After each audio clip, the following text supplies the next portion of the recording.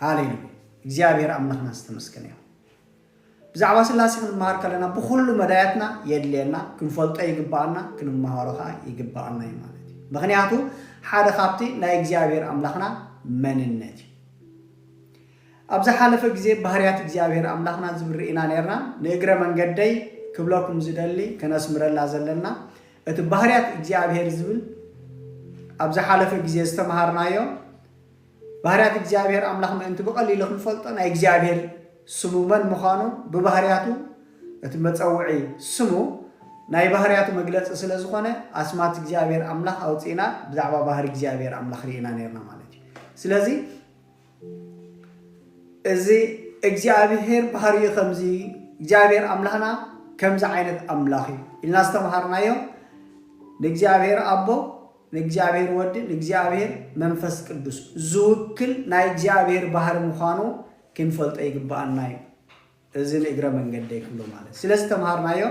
ናይ እግዚአብሔር ባህሪ ነገር ግን እግዚአብሔር ክንብል ከለና ኸኣ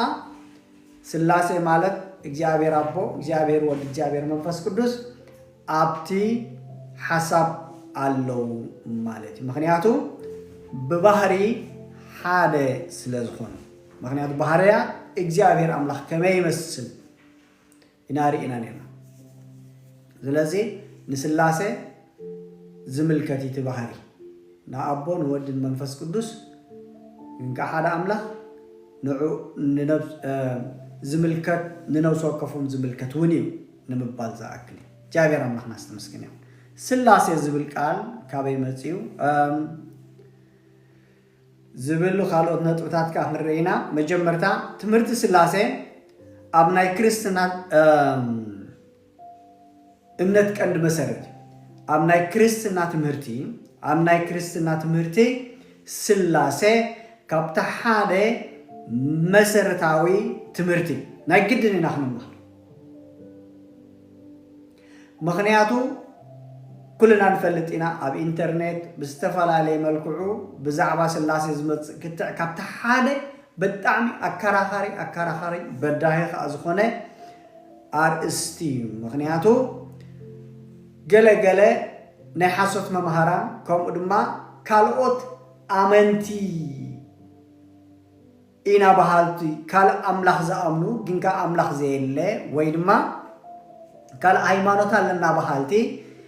ንክርስትና ወይ ድማ ንእምነትና በዚ መንገዲ እዚ ብስላሴ ከጥዕዎ ብዙሕ እዮም ዝፍትኑ ስለዚ ባህርያት ኣምላኽና መንነት ኣምላኽና ስለ ዝኾነ ብመሰረቱ ከምኡ ድማ እንታይ ዓይነት እምነት ከም ንኽተል እቲ ዝተኸተልናዮ ወይ ድማ እንስዕቦ እምነት ከዓ ክንፈልጦ ብግቡእ እንምልሶ ድማ ክህልወና ይግባአና ነታ ዝኣመንኩማ እምነት ሲ ምክንያት እንታይ ምዃና ንኽትምልሱስ ብህድኣት ዘበለ ዳኣ መልሱሎም ብለና ቀዳማይ መልእኽቲ ጴጥሮስ ስለዚ ብኩሉ መዳያት እንዳዓበና ክንከይድ ፈቃድ እግዚአብሔር አምላክ ስለዚ ካብቲ ሓደ ባህርያትን መንነትን ናይ እግዚአብሔር አምላክና ስላሴ ኦኬ እግዚአብሔር አምላክ ሓደ አምላክ ከነሱ ነገር ግን ከዓ ብሰለስተ አካል ከም ዝግለጽ ይምህረና ትምህርቲ ክርስትና አምና ኢሎም መዓልቲ ናይ ትምህርቲ ድሕነትና እምበኣር ገለ ነገር ወሲድኩም ክትኮኑ ገለ ነገር ክትወስዱ ብዛዕባ እዚ ነገር እዚ ተስፋ ይገብር ዓሚቕ ትምህርቲ ሰፊሕ ትምህርቲ ንሕና ግን ኣቕልላ ብጣዕሚ ፎኪስ ዝኾነ ንመጀመርታ ክንርኢና ሃሌሉያ እምበኣር እግዚአብሔር ኣቦ እግዚአብሔር ወድ እግዚአብሔር መንፈስ ቅዱስ እቲ ሓደ አምላኽ ብሰለስተ ግን ዝግለጽ እቲ ስላሴ ዝብል ቃል ካብ ናይ ላቲን ቃል ዝመጸ እዩ ኣብ መጽሓፍ ቅዱስ ውሽጢ የለን እንታይ ይብል እቲ ቃል ብላቲን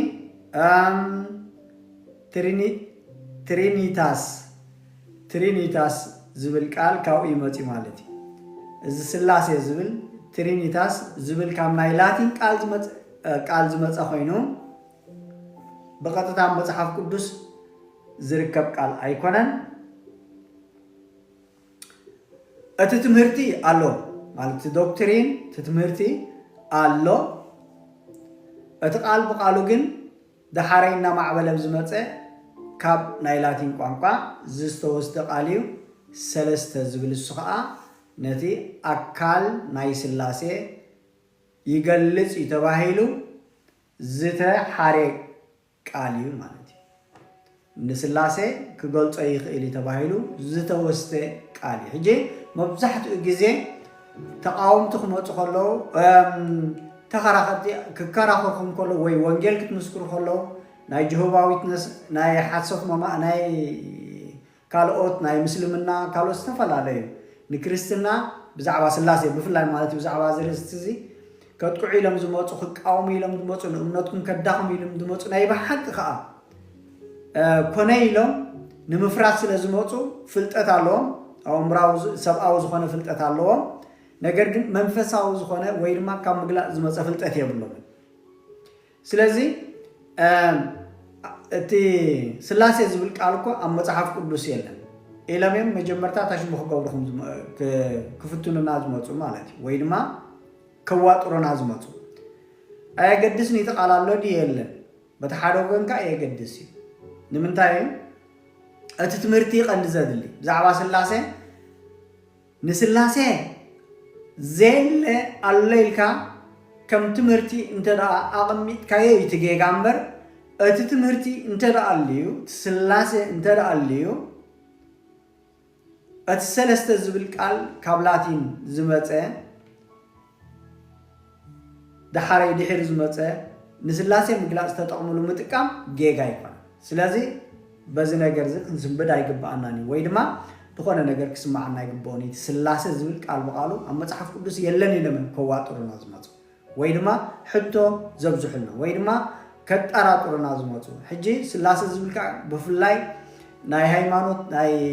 ክርስትና ሃይማኖት ድሕረ ባይታ ዘለና ስላሴ ዝብል ካብ ንእስነትና ንፈልጦ ኢና ብዛዕባ እዚ ከዓ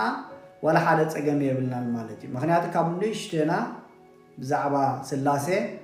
እንተ ብውሕድ ተብውዙሕ እንዳሰማዕና ስለናዓቢ ሩድ ኢና ዓና ማለት እዩ ብፍላይ ክሓቲ ዝነበሩ ዞም ኣቴስት ዝበሃሉ ወይ ድማ ኣብ ናይ ክርስትና ድሕረ ባይታ ዘይብሎም ናብ እምነት ዝመፁ ሰባት ግን ብጣዕሚ ይከብዶም እዩ ነገር ግን ድሕሪ ተማሂርካዮ እንዳፅናዕካ ብዝኽትካ መጠንካ እንታይ እዩ ዝመሃርክኹም ዘበለስ ክገልፀልኩም እዩ ጎይታ ኢልና ጎይታና ኢየሱስ ክርስቶስ መንፈስ ቅዱስ ዝመሃርክኹም ዘበለ ከዘኻኽረኩም እዩ ክገልፀልኩም እዩ ከብርሃልኩም ኢልና ስለዚ መንፈስ ቅዱስ ኩሉ ግዜ ኣሎ የብርሃልናን ይገልፀልናን ስለዚ እቲ ኩሉ ዝኽእል ኣምላኽ ምሳና እንድሕር ልዩ ንሕና እንድሕር ተጊህና ዋላ በቃላት ብዙሕ እዝን ክንብሎ ተዘይከኣልና ኣብ መንፈስና ግን ምግላፅ ንረክብ ኢና ንዓርፍ ኢና እግዚአብሔር ኣምላኽና ዝተመስገነ ሃሌሉያ ስለዚ ስላሴ ዝብል ቃል ኣብ ሳልሳይ ክፍለ ዘበን ይበሃል ማለት እዩ ኣነ ብዛዕባ እዚ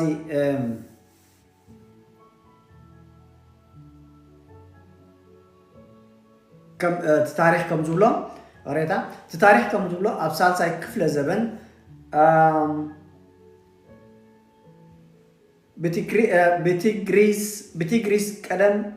ብቲግሪስ ዝበሃል ቀደም ዝነበረ ሊቅ ኣቡነ ወይ ድማ ኣብ ኣገልጋሊ ዝነበረ ብቲ ግዜቲ ዝተጣቕሰ ኮይኑ ወይ ድማ ዝተጀመረ ኮይኑ ንሓድነት ስላሴ ኣካላ ከመይ ምዃኑ ስላሴ ንምግላፅ ዘገልግል ቃል እዩ ብሓፂሩ ማለት እዩ እጂ ክንፈልጦውን ኣብ ሳልሳይ ክፍለ ዘበኒ ተኣታት እዩ ማለት እዩ ስላሴ ዝብል ቃል እንድሕር ከምኡ ዝብሉ ዝምባጎቱ መፂኦም ክንምልሰሎም ንኽእል ኢና ማለት ያ መዓስ ከም ዝጀመረ ብሳልሳይ ክፍለ ዘበን ከም ዝኣተወ እቲ ቃል ኣብ ሳልሳይ ክፍለ ዘበን كأتو خلقن درو نتي قدمي زنبره بزعبا ناي سلاسه تمهرتي انتاي نمغباري نصور حساب نمهاب ينبر حدش نجر ايكونن مالتي سلازي تمهرتي قدمي نيري سلاسه زول قال جن اب سالساي كفله زبني تاعتاتي قال بقال مالتي بار سلاسه مالت እግዚአብሔር አምላክ ሓደ አምላክ ክንሱ بسلسته አካላት ማለት አቦ ወዲ መንፈስ ቅዱስ ዝግለጽ አምላኽ ምዃኑ ዝገለጽ ቃል በቃሉ ስላሴ ማለት ባር ትምህርቲ ስላሴ ንእምነትና ብጣዕሚ አገዳሲ ክንፈልጦ ናይ እግዚአብሔር አምላኽና መንነት ስለ ዝኾነ ድሓረይ ከዓ ብዙሓት ክርስቲያናሲ ወይ ድማ ናይ ክርስቲያን አመንቲ ክርስትና ሓደ አምላኽ ኣለና ይብሉ ግን ከዓ ንሰለስተ አምላኽ እዮም ዘምልኹ ዝብል ሓሶት ግብረ መልሲ ክንህቦም ክንክእል ምእንቲ ማለት እዩ ስለዚ ትምህርቲ ስላሴ ክንመሃር ከለና ብጣዕሚ አገዳሲ ሓደ አምላኽ ምዃኑ ነገርካ ብሰለስተ አካላት ከም ዝግለጽ ናትና መርገጺ ናትና መሰረታዊ ትምህርቲ ስለዚ በዚ ክንኮርዕን ክንፈልጦን ክንምልሰሎም ድማ ኣለና ማለት እዩ ሰለስተ አምላኽ አይኮነን እነምልኽ ሓደ አምላኽ ኢና ነምልኽ ነገር ግን እግዚአብሔር አምላኽና ብሰለስተ አካላት ዝግለጽ አምላኽ እዩ ሃሌሉያ መጽሐፍ ቅዱስ ስላሴ ፍጹም ሓድነትን እቲ ቃል በቃሉ ማለት እዩ እቲ ስላሴ ዝብል ቃል ፍጹም ሓድነት ናይ ስላሴ ናይቲ ሰለስተ አካል ናይ እግዚአብሔር አምላኽና ንምግላጽ ዘገልግል ቃል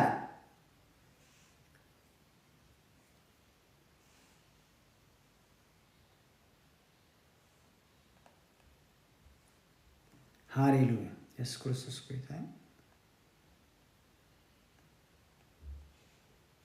አሬታ ሃንሳ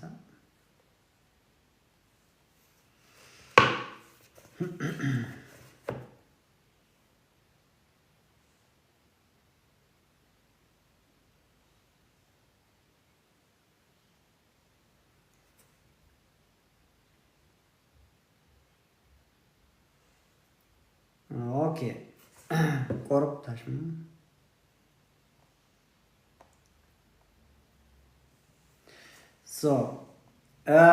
አሬታ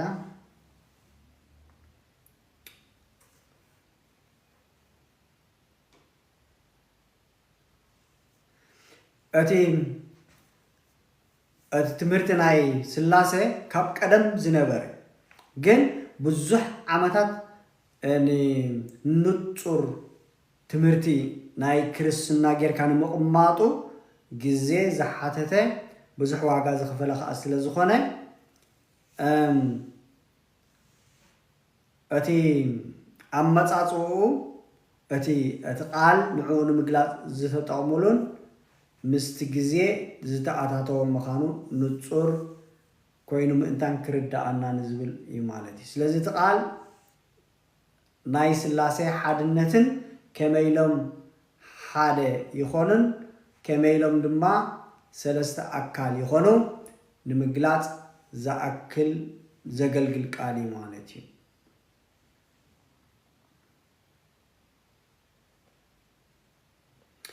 እስከ ጥቅስታት ክንርኢ ብዛዕባ ስላሴ እዞም ጥቅስታት እዚኦም እንተራኺልኩም ተጽሒፍኩሞም ጽቡቕ እዩ ሒዝኩሞም ክትከዱ ብዛዕባ ስላሴ ድዛረቡ ጥቅስታት ኣለውና ኣብ ብሉይ ኪዳንን ኣብ ሓድሽ ኪዳን ካብ ሓድሽ ኪዳን ገለ 4 ዝኾኑ ክርኢና ከምኡ ድማ ካብ ብሉይ ኪዳን ካብ ሓድሽ ኪዳን ከምኡ ክርኢና ማለት እዩ ብሓንሳብ ኮይና ከነንብብ ኢና ጥቅስታት ብዛዕባ ስላሴ ዝዛረቡ ጥቅስታት ኣለውና ስለዚ በዚኦም ጌርና ነዚኦም ከነስተንትኖም ከለና ብዛዕባኦም ምስ ካልኦት ጥቅስታት እናገናዘብና ክንመራምሮም ከለና መንፈስ ቅዱስ ከዓ ይገልጸልና እንደ ዓቤና እናተረዳአና ድማ ይኸይድ ማለት እዩ ስለዚ ሎማዓልቲ ብውሕዱ ዝኣክል ክንመሃር ከለና ግን ንዓበየ ዝኸይድ ትምህርቲ ከዓቢ ዘለዎ ትምህርቲ ድማ እዩ ማለት እዩ ስለዚ ብዛዕባ ስላሴ ዝዛረቡ ጥቅስታት ኣብ ብሉይ ኪዳን መጀመርታ ዘፍጥረት እንሪኦ ማለት እዩ ከምቲ ኩልና ንፈልጦ ምዕራፍ 1 ጥቅሲ 26 እዩ አምላኽ ከዓ ብመልክዕና ከም ምስልና ሰብ ንግበር ንዓሳ ባሕርን ንዕዋፍ ሰማይን ንእንስሳን ንብዘላ ምድርን ኣብ ምድሪ ለመም ንዝብል ኩሉ ለመምታን ይግዝኡ ታነስምረላ أملاخ كأ بملكعناتا أب أزلاتا إلههم أبز حالف جزب زعما إلههم رئينا نيرنا زبلتي لعل أملاخ كل زخير أملاخ زبل ترجمو نايك جابير متسوع من الند إلههم أتنمجمر تاجزين أما تحف قدس تتقيس زول سم مالتيم أبز فترة معرف حدا إذا إلههم زبل سمي أبزي تتقيس زول كم ربحت مالتي بملكعنا كم مثلنا ترينا كم ملكعي كم مثلي أي بلن تايرا كم ملكعنا كم مثلنا سب نجبر زيادة نمجمر تاجزي كدمي إيون الله جنزي أنا تصرتي تتقيسات النازل لنا مجمر تاجزي مالت إجزابير أملاخ حدا أملاخ كنسو جنكا ها بسلست أكل زقلت أملاخ مخانو نرئي مالتي ndegena زفترت معرف سلسته زفترت معرف سلسته تقصي عسران كلتن كان نبب بحسب كنا زفترت معرف سلسته تقصي عسران كلتن إجزابير أملاخ دما إنه آدم حاد خوانا أسمرلا حاد خوانا سلزة حاد كما يدي زلزلة حاد خواي ويدما حاد خواي كواي እግዚአብሔር አምላክ ድማ እኖ አዳም ከም ሓደ ኸባና ረባሕታ ንርህለና ማለት ካብ ሓደ ንላዕሊ ስለዚ ጽቡቕን ክፉኡን ዝፈልጥ ኮይኑ ኣሎ ሕጂ ኸዓ ኢዱ ከይዘርግሕ ካብኦም ህይወት ወሲዱ ድማ ከይበልዕ ንዘለዓለም ከዓ ህያው ኮይኑ ከይነብር ኢሉ يبلنا مالتي تاخنا اسمر الله زلنا حدا خابانا زبل مالتي إذا بزعبا أملاخ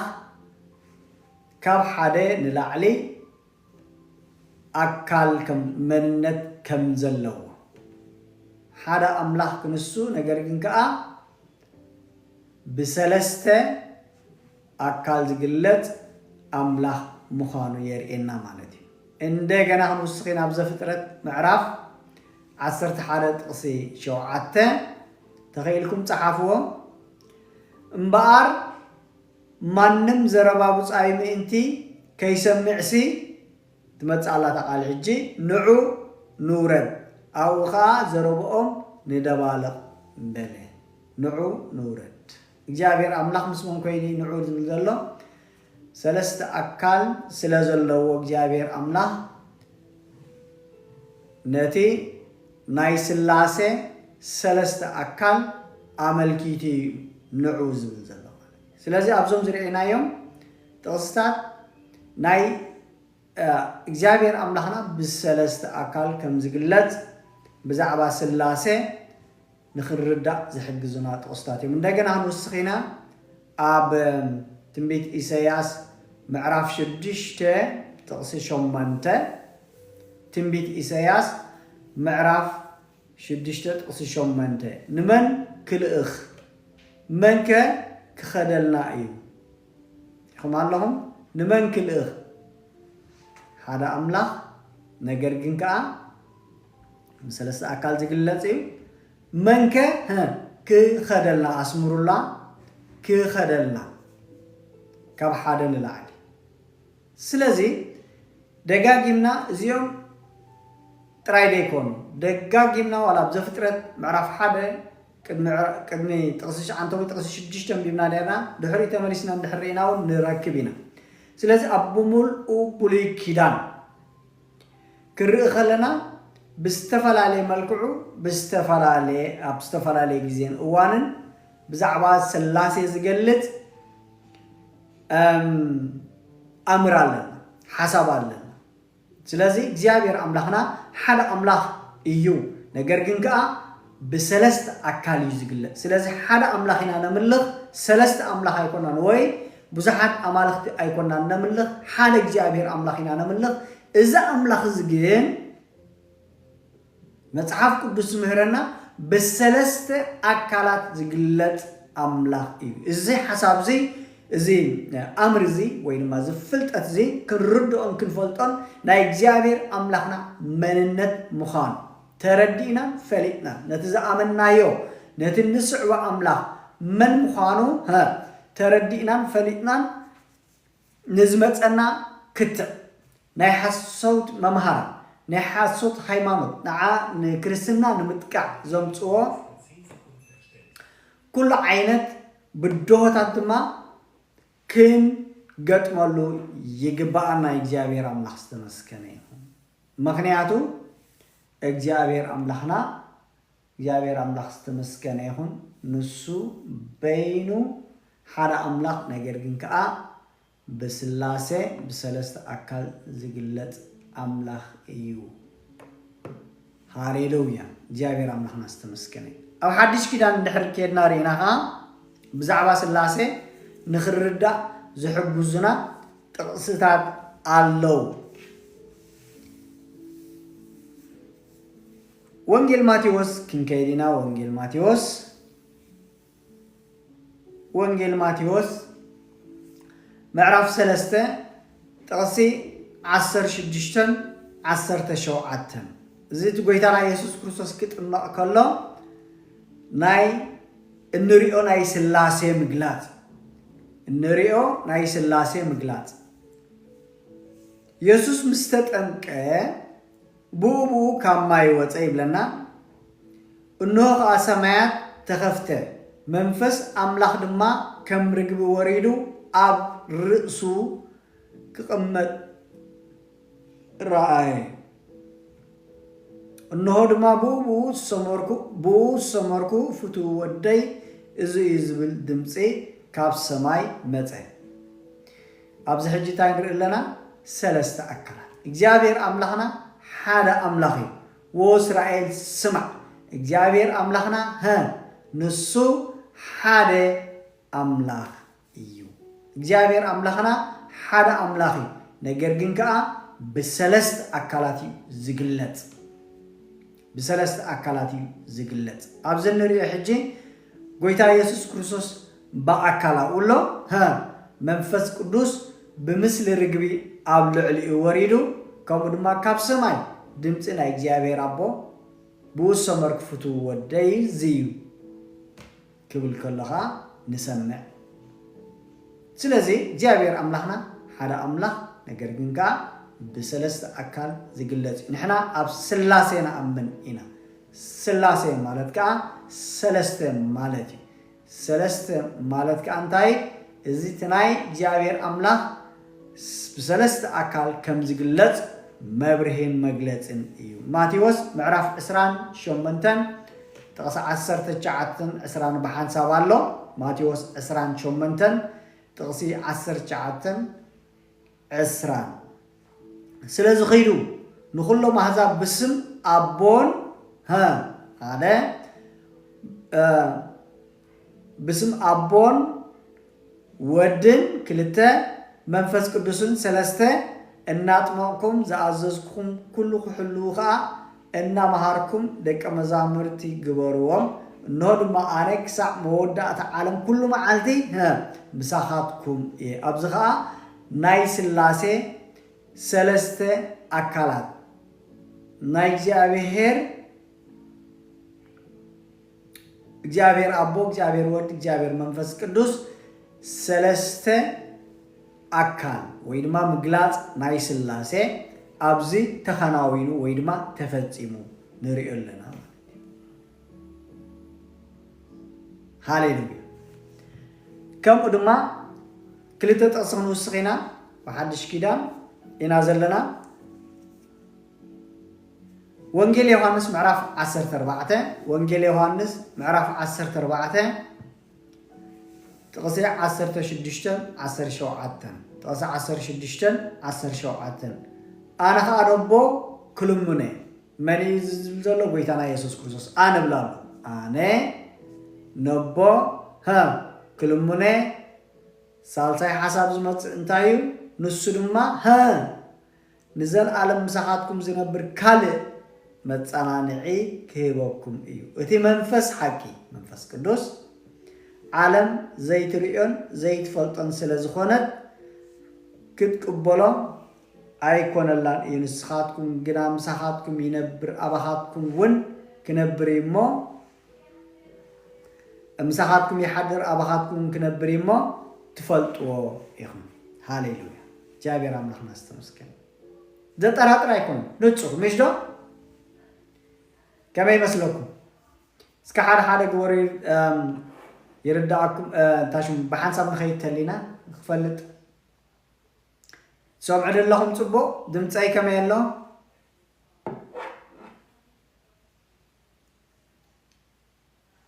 سمعنا لهم دمصاي صبو الله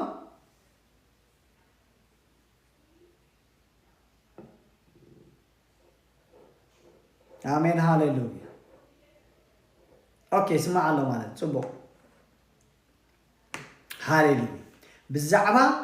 مننت እግዚአብሔር አምላኽና نحري فلتنا تردئنا قطتا نرئسنا كرخباينا بتوشت نغويتا بزفلتنا يندخدنا متن نغرات ندابرنا نصري زخيد از مجمرتان بار من مخان እግዚአብሔር አምላኽና كنفلطن كردون يغبانا እግዚአብሔር አምላኽ ተመስገነ ይሁን ሃሌሉያ ስለዚህ أبزنو تراقم يتلنا له مالتيو بزعبا سلاسي عندنا حنت أصغنو السخينة كلاي كورنثوس معرف عسرت السلسته تقصي عسرت السلسته كلاي كورنثوس معرف عسر سلسته تقصي عسرت السلسته ጸጋ ጎይታና ኢየሱስ ክርስቶስ فقرا أملاخ حبرت منفس قدوسن مز كلاتكم يخون آمين 4 نتبي آمين هاليلويا ጸጋ ጎይታና ኢየሱስ ክርስቶስ ስለዚ ሓደ አካል ንርኢ ኣለና ከምኡ ድማ ፍቅሪ አምላኽ ካልኣይ አካል ከምኡ ድማ ሕብረት መንፈስ ቅዱስ ሳልሳይ አካል ሰለስተ ግን ከዓ ሓደ አምላኽ እግዚአብሔር አምላኽና ዝተመስገነ አምላኽ ስለዚ ናይ ሓሶት መማሃራን ወይ ድማ ንክርስትና ዝቃወማ ሃይማኖተኛታት ሓቀኛታትና ባህልቲ ንእግዚአብሔር አቦስ ሕራይ እግዚአብሔር አምላኽ ምዃኑን ሰማዓለና እሞ ኢየሱስ ክርስቶስ ከዓ አምላኽ ማለት ዲ ኢሎም አምላኽነቱ تحت خطحته يمزمص جوبا ويتنس قال ولا حدا مالت ايكون صرك كريستوس مالتي جوبا ويتنس سلازي انتايم غيرم እግዚአብሔር አቦ አምላኺ ኢየሱስ ክርስቶስ ግን ማዕርኢ ይኮነን ኢሎም የምነ ሐሰት ትምህርት ዝምሩ ኢየሱስ ክርስቶስ ማዕረ አምላኽ አይኮነን አቅሙ ኃይሉ መንነቱ ሁሉ ታሕቲ መንፈስ ቅዱስ ካ ኃይለ አምላኽ ጥራይ ኢሎም ባዕሎም ናይ ሐሰት ትምህርቲ فلسفهم نبزحات كا ناب امنت نخاطو يسحتلو سلازي نا املاح زبلون تاي هذا املاح زبلون تاي كل زخيل كل زفلت اب كل خازرك እግዚአብሔር አምላኽና እግዚአብሔር አቦ كل زخيل أملاخي يسوع كريستوس كا كل زخيل أملاخي منفس قدوس كا كل زخيل أملاخ سلازي እግዚአብሔር አቦ كل زخيل كل زفلت أب كل زركب إيو كم دما እግዚአብሔር ودي كل زخيل كل زفلت أب كل زركب كم دما منفس قدوس كل زخيل كل زفلت أب كل زركب أملاخ سلازي لك أملاخ زبلو أب كلهم بمعرة الله تحدى زيادة يكون تحدى تحتي وحدة يكون معرة مصحف قدسكم يمهرنا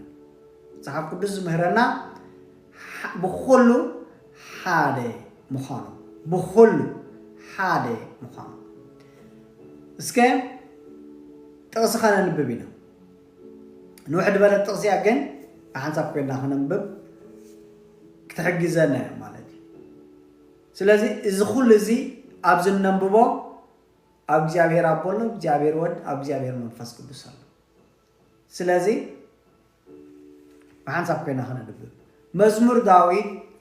139 كابت أصحاب حساب 10 شمن تخنا نببينا مزمور داوود معرف 139 تقصي حارك ساو 10 شمن تبسم قويتانا يسوس كسوس قويتاي نسخة مرمر كاني فلت كانون نمقمات أين متنسئين تفلتو إزي أب نفس وكفو مان أب جابير أبولو أب جابير ود أب جابير منفس قدس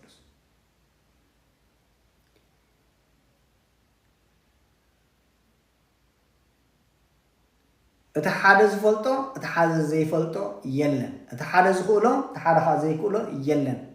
كلهم حدا يوم أتنا أملاخ نحر أملاخ زبلو مننت أب سلستي أمان نجر جنكا حدا أملاخ جابير أملاخ نستمسك نمقماتي متنسئين ها تفلتو نحساباتي كابرحو تستوعلو قويتاي حانت قال أما الحاسي كيلاس نو كل تفلت إخامو مخارين مركاسين تمرمر نبزل من قديون أتبعكا تفلتو إخا نحار أملاخ زبلو انتايو كل زخئل كل زفلت أب كل خازركب زخاء أب እግዚአብሔር አቦ أب እግዚአብሔር ወድ أب እግዚአብሔር መንፈስ ቅዱስ አለው ማለት ይዚ ከምቲ እግዚአብሔር አቦ ሁሉ ዝኽእል ዝኾነ ከምኡ ድማ እግዚአብሔር ወድ ማለት ጌታና ኢየሱስ ክርስቶስ ከምኡ ድማ መንፈስ ቅዱስ ኩሉ ዝኽእል እዩ ጌታ ኢየሱስ ከምኡ ድማ መንፈስ ቅዱስ ኩሉ ዝኽእል እዩ ኩሉ ዝፈልጥ ኩሉ ዝርኢ ኩሉ ዝምልከት ኩሉ ዝዕዘብ ولا حاجة بزوره زي كلون زي فلتو ولا حاجة زي اللي بدحري بقدمي تقصي حمش شغل سلالكم بدحريتن بقدميتن كباب كاني يتكون أمبر كالي إذا فلتت إزي أزي جرمن العليو كركبو أيك إلن كم منفسكا ريخم حج منفسكا كم منفسكا نابيك خيد كم قسكاس نابي كهدم كم منفس كايل ندجنا خاب جزك نسماي انت خدكو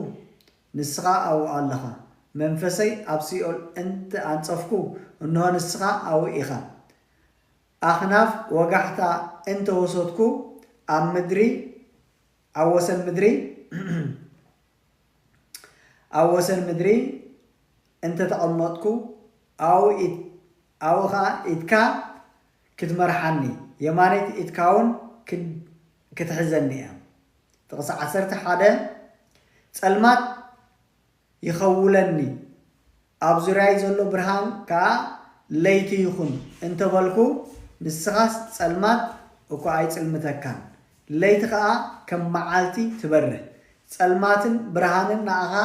حدا يوم نخولاليتي نسخا فتركاين كابكرس ولاديتي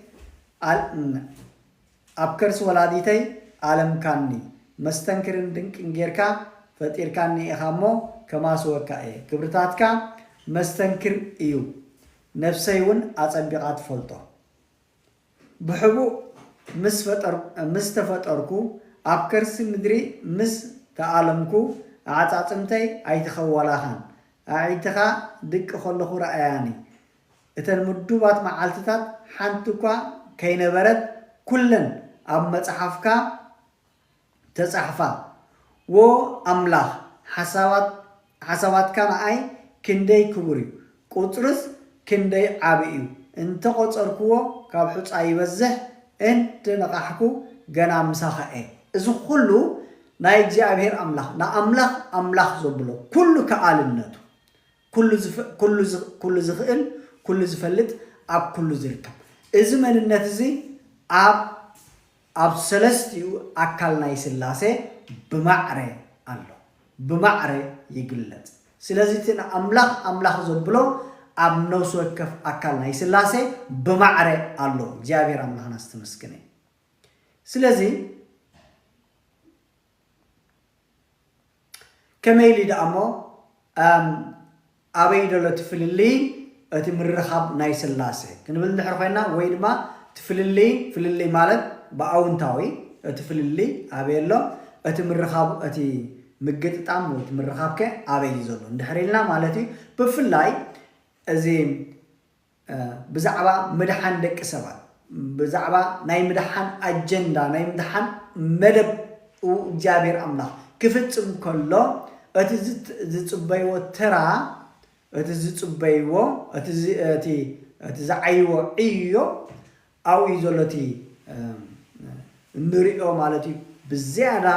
النريو مالتي نايس سلستي مستاف كما يمثل نزبل مالتي أو تراينا النري أبو انتاي ترى انتاي عيو يا عيي كومدما ودي ويدما ويتانا يسوس كريستوس انتاي تراي تصاوت منفس قدس كه انتاي تراي تصاوت ابز تراي اتفلل ابز ترايتي نناتهم ترى تصاوتو ويدما نناتهم عيو عين نريو مالتي ابتناي مدحن نسرح او ندحرينا انتاينا تنريو مالتي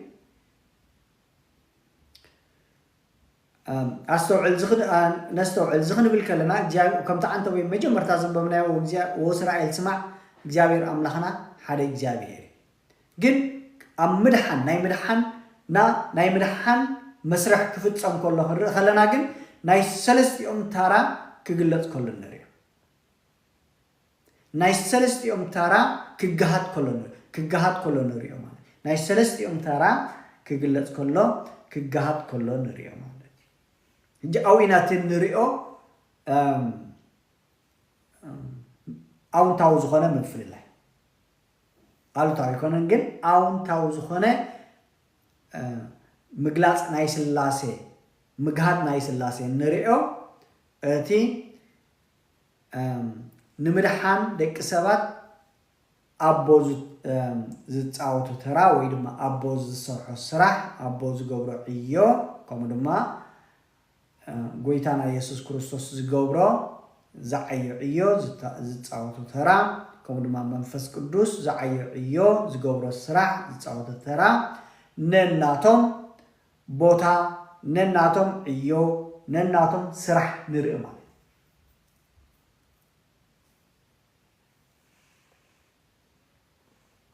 لذي እግዚአብሔር አምላክና ኩል ጊዜ እግዚአብሔር አቦኽን ብልከለና ከምውሃቢ ከምንጭ ኩሉ ካብኡ ዝኸውን ካብኡ ዝምንጩ ዝብል ሓሳብ ክርኢ ከለና ብዛዕባ እግዚአብሔር ወድ ክርኢ ከለና ብዛዕባ ጎይታና ኢየሱስ ክርስቶስ ክርኢ ከለና ከዓ ኩሉ ብኡ ዝኸውን ብኡ ሪኢኹም ኣለኹም ካብኡ ብኡ ብዛዕባ ናይ መንፈስ ቅዱስ ክርኢ ከለና ከዓ እቲ መስርሕ ክፍጸም ከሎ ናብ መፈጸምታ ንኽመጽእ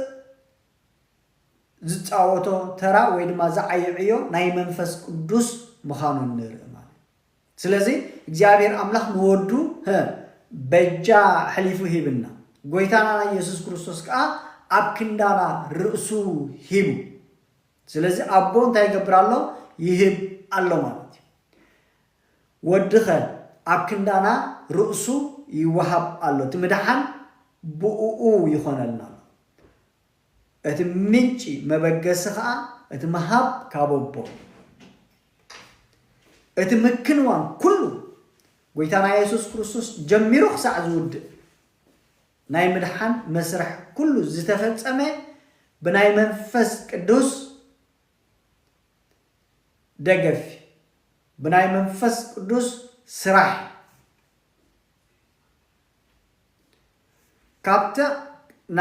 ካብታ ዝተጠንሰላ ጊዜ ናይ አገልግሎቱ ጊዜ ናይ ስቅያቱ ጊዜ ናይ ሞቱ ጊዜ ናይ ትንሣኤው ጊዜ እዚ ሁሉ በሓገዝ መንፈስ ቅዱስ ብናይ መንፈስ ቅዱስ ኃይል እይተኸናዊኑ ማለት እዩ ስለዚ ኣብቲ ናይ ምድሓን መስርሕ እቲ ዝዓይዎ ዕዮ ነናቶም ዕዮ ንርኢ ነናቶም ዕማም ንርኢ ነናቶም ተራ ንርኢ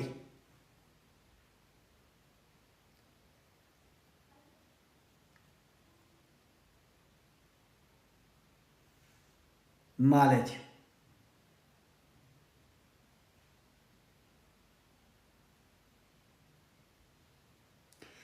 እቲ ሓደ ዝገብሮም ከምታ ኣቀዲምና ክርኦ ፀንሓና ብባህሪ ሓደ ባህሪ እግዚአብሔር አቦ ፍቅር ተኮይኑ ሕቶ ሓተኩም ጎይታ ኢየሱስ ክርስቶስ ከታይ ማለት እዩ ፍቅሪ መንፈስ ቅዱስ ፍቅሪ እንደደኣ እግዚአብሔር አምላኽና በዓል ስልጣን እንደሕር ኮይኑ ንበል ጎይታ ኢየሱስ ክርስቶስ ልክዕ ከመቦ በዓል ስልጣን መንፈስ ቅዱስ ልክዕ ከመቦን ከምወድን በዓል ስልጣን ስለዚ ከምኡ ድማ ዘለዓለማውነት ክልቲኦም ሰለስቲኦም ከዓ ዘለዓለማውያን እዮም ስለዚ ነናቶም መንነት ኣለዎም ኣብቲ ነናቶም ሓደ ዕዮ ወኪል ወይ ድማ ሓደ ከመይሊ ይግለጽ እቲ ሓደ ከመይሊ ይግለጽ ኣብቲ ናይ ምድሓን መስርሕ ክኾን ከሎ ካልእ ኩሉ ብባህሪ ኮነ ብስልጣን ብዘለዓለማውነት ብኣምላኽነት ኩሉ ማዕረ ወላ ሓደ ካብኡ ናይታ ኣብቲ ሓደ ዘየለ ኣብቲ ሓደ የለን ኣብቲ ሓደ ዘለኻ ኣብቲ ሓደ ኣሎ ማለት እዩ ስለዚ ሓደ መለኮታዊ ባህሪ ኣለዎ መለኮታዊ ባህሪ ኣለዎም ከምኡ ድማ ሓደ ዕላማ ኣለዎ ከምኡ ድማ ሓንቲ መንግስቲ ኣላቶ ስለዚ እግዚአብሔር አምላኽና ንሱ ሓደ አምላኽ ነገር ጋ ብሰለስተ አካል ይዝግለጽ እዚ ኸ ኣብቲ ንምድሓን ደቂ ሰባት ዝተኻየደ ናይ ምድሓን መስርሕ ዝፃወትዎ ተራ ዝዓይዎ ዕዮ ነናቶም ከም ዘለዎም ንርኢ ማለት እዩ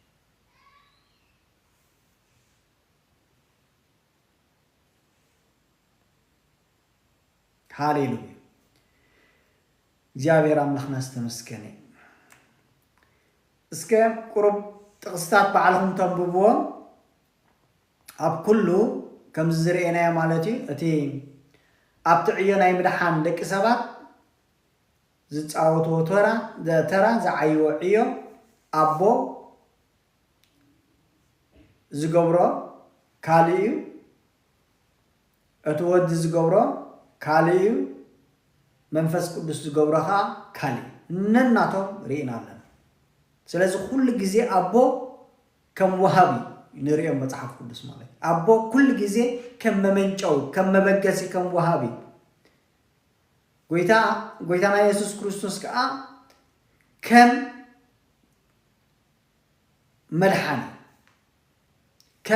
መድሓኒ ርእሱ ዝህብ ኩሉ ከዓ ብኡ ዝኾነ ኣምላኽ እግዚአብሔር አቦ ኩሉ ካብኡ ዝምንጭ አምላኽ ጎይታና ኢየሱስ ክርስቶስ ከዓ ኩሉ ብኡ ዝኸውን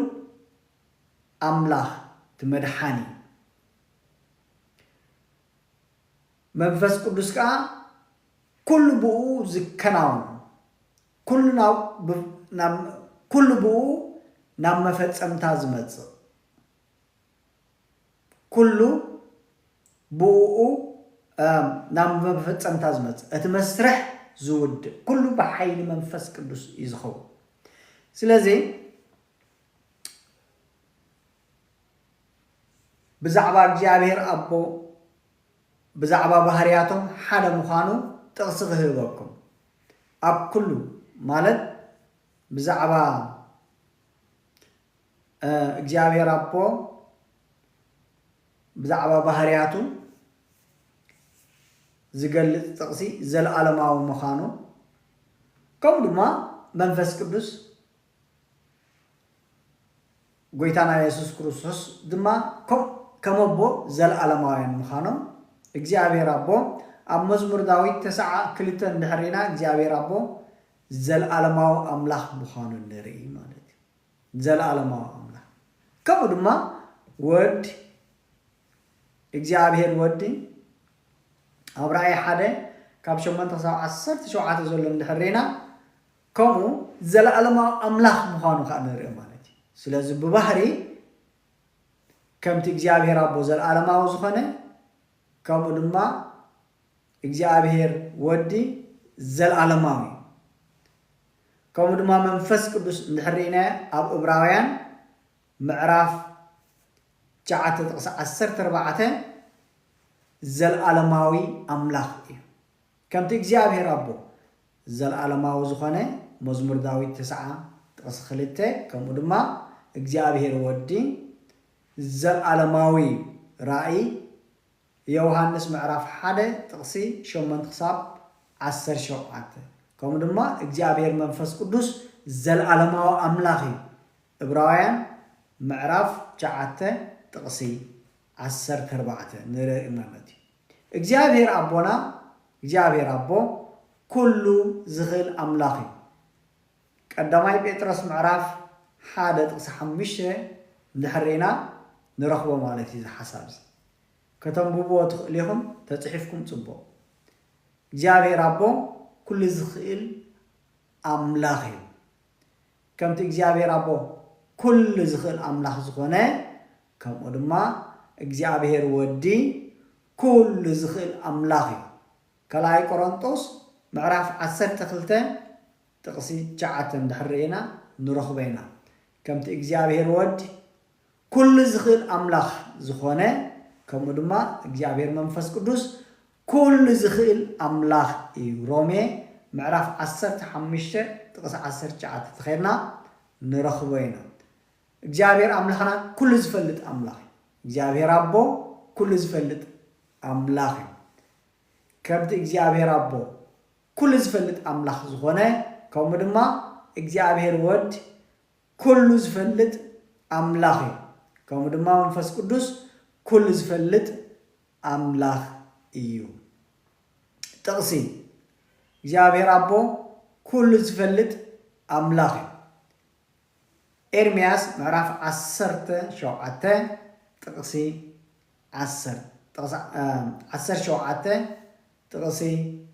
17 ኤርምያስ ምዕራፍ 17 ጥቕሲ 7 እቲ እግዚአብሔር አቦ ኩሉ ዝፈልጥ ዝኾነ ከምኡ ድማ እግዚአብሔር ወድ ኩሉ ዝፈልጥ ራእይ ዮሐንስ ምዕራፍ 2:23 ተኸይድናሃ ንረኽቦ ኢና ነዚ ሓሳብ ከምቲ እግዚአብሔር ወድ እግዚአብሔር አቦ ኩሉ ዝፈልጡ ዝኾኑ ከምኡ ድማ እግዚአብሔር መንፈስ ቅዱስ ኩሉ ዝፈልጥ ኣምላኽ እዩ ቀዳማይ ቆሮንጦስ ምዕራፍ 2:11 ከምቲ እግዚአብሔር አቦ ኣብ ኩሉ ዝርከብ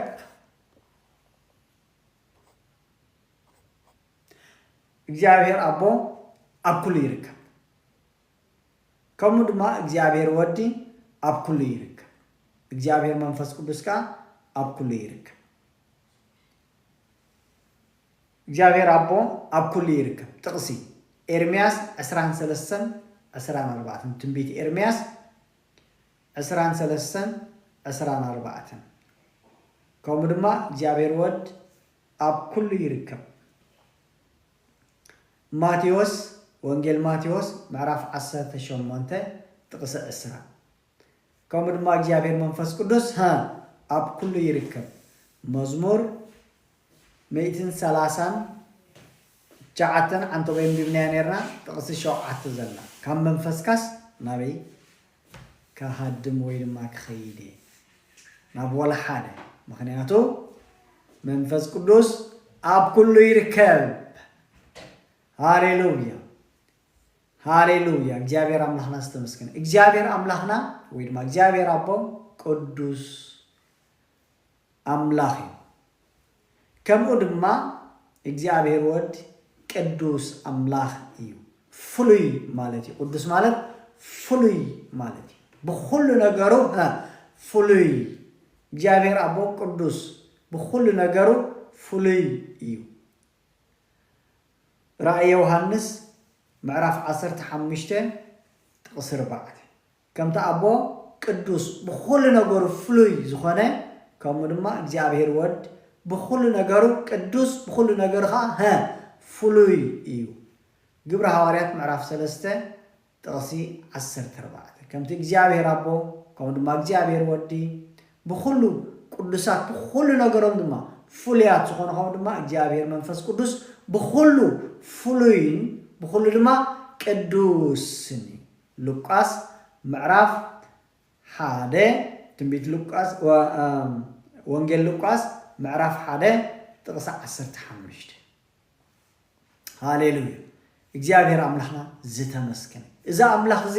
ሓደ አምላክ ነገር ግን ካ በሰለስተ አካል ዝግለጥ አምላክ ስለዚህ